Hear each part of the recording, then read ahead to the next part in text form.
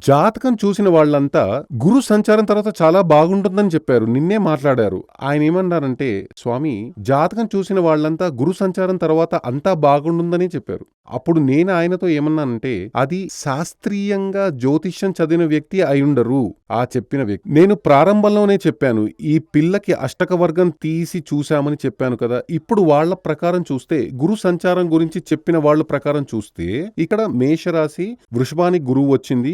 గురువు 2వ స్థానంలో వచ్చింది. చాలా మంది ఫలితం నేను చూశాను. ఆహా, ఓహో అని ఉంటుంది. అలా భయంకరంగా చెబుతారు. ఈ పిల్ల ఈ తల్లిదండ్రులు వెళ్లి చూసినప్పుడు అలా చెప్పారు. కానీ ఈ పిల్ల జాతకం ప్రకారం గురువుకి వచ్చి వృషభంలో 3 పాయింట్లు మాత్రమే ఉన్నాయి.